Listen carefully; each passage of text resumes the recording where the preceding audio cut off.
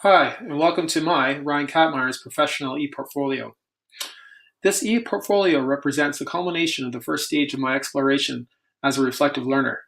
I've explored different dimensions of my identity as a learner, educator, and educational leader, and how these facets of myself are reflective of and impact my personal life and story.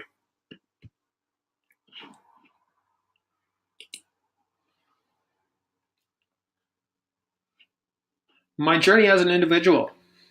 At a young age, I was introduced to the outdoors through canoeing, camping, and sports.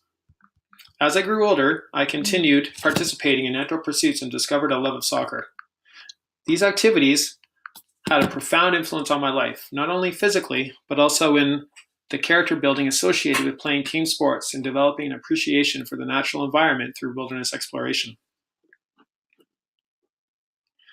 During the Educational Leadership and Management program, I was tasked with reflecting on who I am and how I have developed into the person I am today. One reflection I undertook involved the ITP metric personality quiz, which yielded the following results. I am trusting of colleagues and value cooperation. However, I can innovate if I think it will lead to a preferred result. I work towards a common goal without the need to be recognized. I am cheerful, friendly, and gregarious in my nature when working in teams, but can defer to others for a fear of being perceived as overly assertive. I am adventurous and open to new ideas without judgment.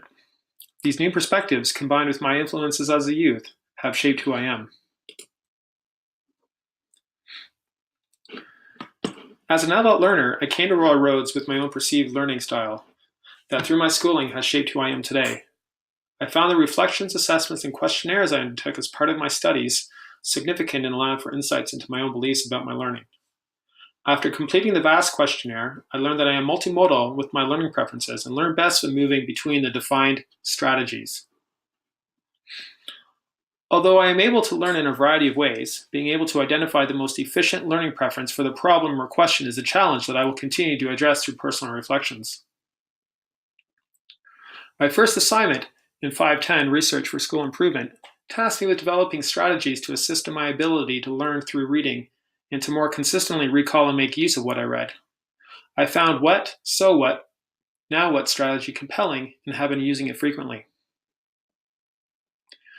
Applying this new lens to my learning style, thereby empowering myself with a new reading and comprehension strategy, I gained another tool to help me in this challenging endeavor I have embarked upon. An educator. Throughout my career as an educator, I've been fortunate to discover my passion for an educational model called adventure therapy. Using various outdoor pursuits and wilderness settings to support traditional therapy in an educational setting has been my area of focus for over a decade. Through the Teaching Perspectives Inventory assessment, I was able to glean that my dominant teaching perspective is nurturing. Given that I work with at high-risk youth who face significant challenges, this teaching perspective comes as no surprise.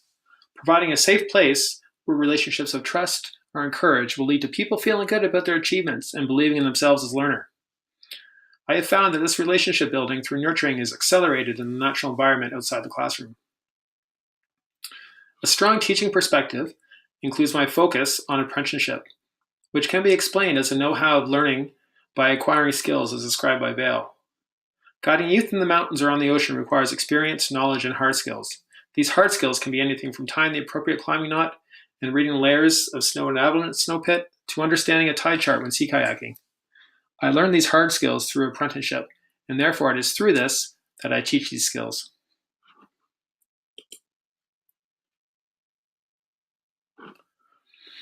As an educational leader, I value collaborative frameworks such as professional learning communities, which promote evidence-based programming that focuses on the needs of the student. I am a leading learner practitioner who advocates collaborative approaches to identifying and overcoming challenges. The challenges that educational leaders face should be addressed by building professional capital in classrooms, schools, and districts. Professional capital incorporates human capital, such as human resources, social capital, such as stakeholder engagement and community building, and decisional capital, participation in decision making.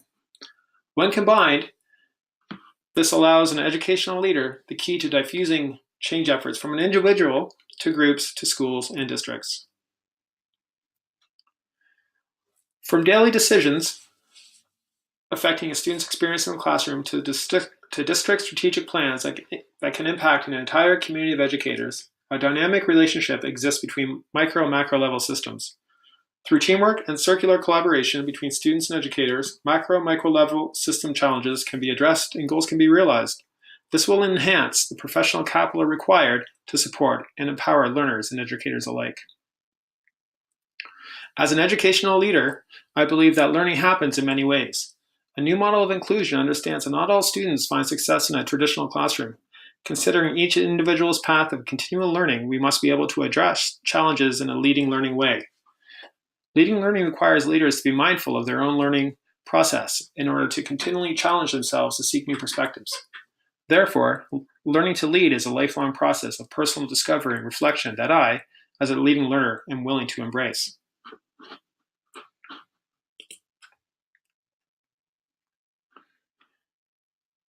A life. A home reflects the life and history of families who have and currently occupy it. Cracks and layers of paint leave questions about the stories of those who came before. 2 years ago, my wife and I made a short move from Vancouver to Victoria with the purchase of our first home that was built in 1914. Through a sometimes unfortunate process of trial and error, we built upon each small success, learning from past experiences. Hours of hard work and many wheelbarrow trips later, we had a blank canvas on which to start. Growing up, my grandparents were models for me as avid and skilled gardeners. Through their teaching and guidance, I began my own journey of gardening. I've had success alongside many failures, reminding me of the journey experienced by the vulnerable learners I educate. The garden offers continual metaphors and reminders of the nurturing required to create the rich environment that supports a plant or a learner to grow and thrive. The landscape is in a constant state of change and evolution, requiring resiliency and adaptability to adapt to new contexts and shifts in circumstances.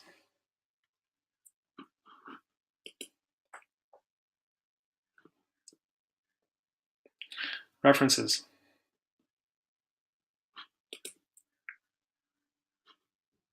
Thank you.